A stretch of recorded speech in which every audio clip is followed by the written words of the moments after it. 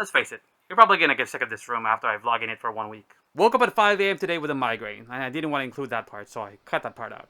And then I streamed for a couple hours, but I started feeling sick again, so I stopped, and I took a nap. But now it's 2 p.m., and I'm stuck with this editing job. But the one thing that I never forgot earlier today, was to greet my mom. Happy Mother's Day, Mom.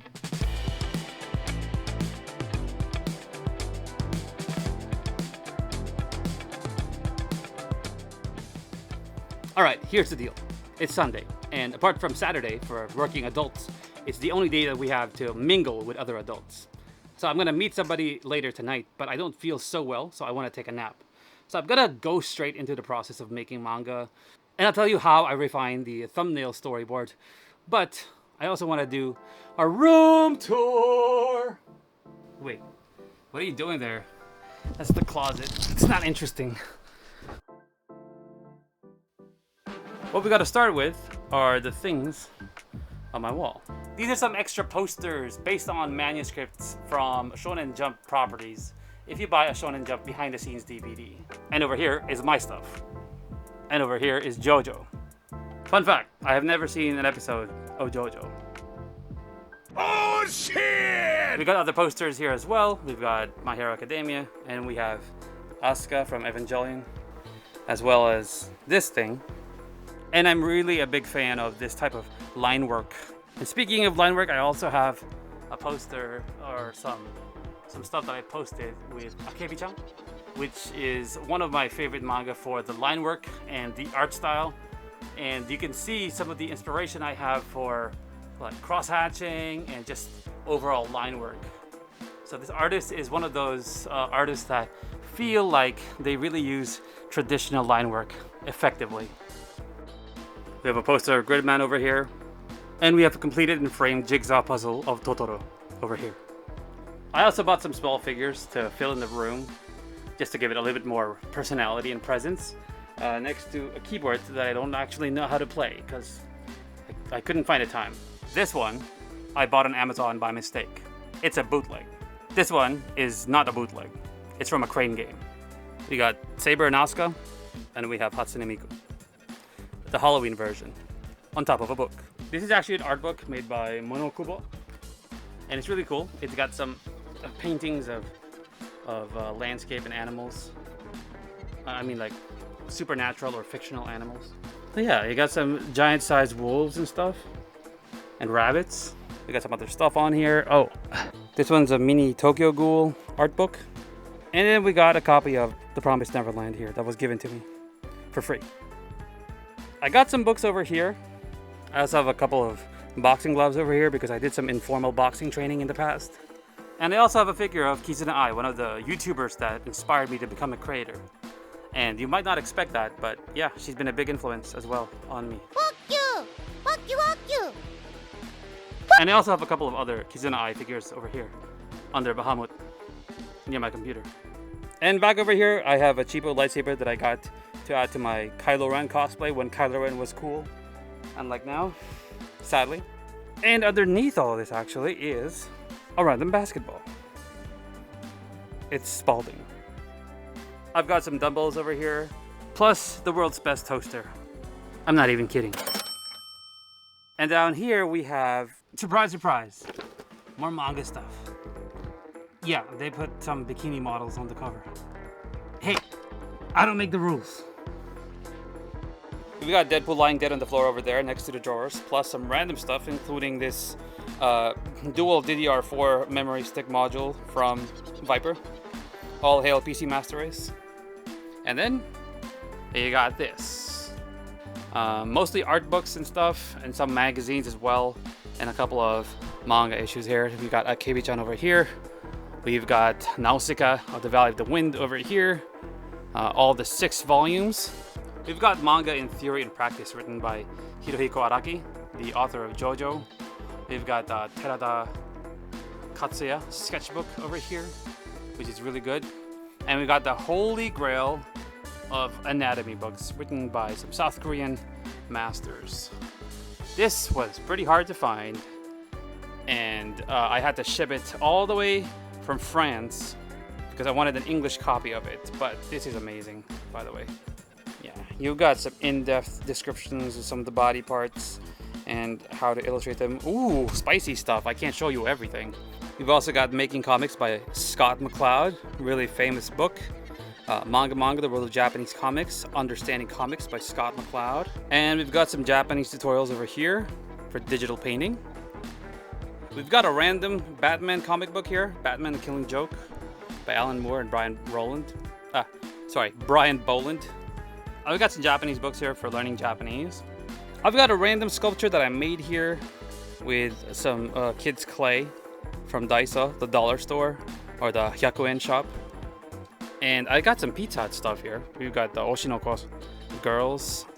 And we also have manga Masters of the Art over here. And we got some storyboards, by the way.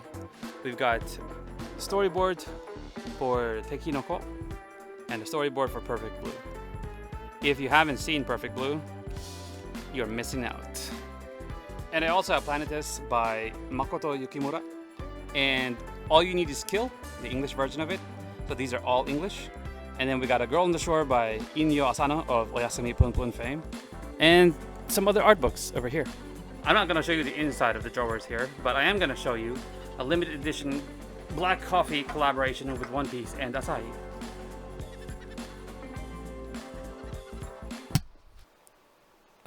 You don't really need to see all this stuff. But there's some honey. My Switch, I don't use it much. My PC, old PC. I built this PC, AMD Threadripper 1920X. I don't have the money to replace it. Secondary monitor for OBS Studio and for references. It's now playing an episode of Man-Ben. Main 43-inch monitor that I use for gaming and for editing and all that jazz.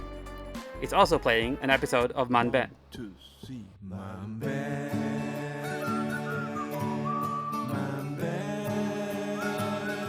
So yeah, that's it. That's what I want to show you. I can't show you everything, but I think I've shown you a lot. On to the manga stuff. Today is going to be all about refinement. We're going to be taking the sketches from the sketchy thumbnail storyboard and transfer them over to the actual pages. And thankfully, I've already done a couple of them, so I'll explain my process.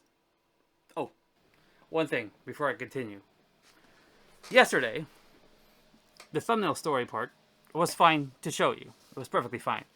Because hopefully you didn't get the whole story just by looking at the very sketchy pages. But I don't think I'm allowed to show you the story itself. So now that we're in the refinement stage, we're slowly refining the lines and the panels and the story. I mean the illustration in each panel. I can't show you everything. So what I'll do this week is I'm not going to show you the second half. I told you yesterday that there was the first half and the second half. There'll be a lot of changes after the middle part of it, so I can't show you that part.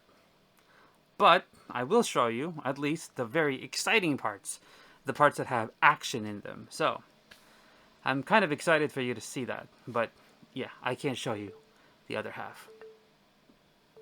To be transferring over a sketch from the thumbnail storyboard just simply means I'll take a rectangular selection tool, select one of the pages from the sketch, and then I'll copy and paste that to its corresponding actual page. To me, this step is very important because once I transfer over a sketch to the actual page and then scale it up, that's when I take the time to visualize more things and to see whether or not I can change some of the elements in the panel, or maybe I'll have a different direction that's still, relatively similar to what I already have, but would be better. So for example, in this page, the first page, when I took the sketch and scaled it up in the actual page, I saw that it might actually be better to include more details and more elements. And I actually decided to change the location of the castle that will be in the establishing shot to a floating castle. So the castle is no longer going to be just standing on a mountain. It's going to be floating, and there will be some other elements around it. For the bottom panel, what I actually did was I already had sort of a preliminary character design for the character in the story, and I just used that character design sketch in this page for now. Although the character design is still subject to change. And one more thing I wanted to show you here is the second and third pages. And one of the important things about these two pages is I decided to combine them together into a double page spread. I know I mentioned that yesterday, but you can see it in action here. And once I scaled up the sketch, I was able to figure out some of the different things that I could add in order to fill up the page, especially the page on the right. And I think it looks better, and then I'll keep refining this until it becomes a really cool double page spread. I hope. So yeah, that's it for now. Thankfully, I'm feeling much better, but I have to go and meet somebody, so I can't really film anything else. I'm gonna have to end the vlog here, but you'll see more progress tomorrow. I'll see you guys tomorrow. Okay, wait, one final trivia question before I actually leave. I'm trying to sell some of the books in my collection here, and it's not just because of money. I'll give you 3 seconds to guess the other reason. It's because of earthquakes. Japan has a lot of earthquakes, and mostly it's been fine so far, but I'm afraid one of these days, there'll be a big one, and all of these books will just bury me while I sleep. That's it. Okay, I'm going.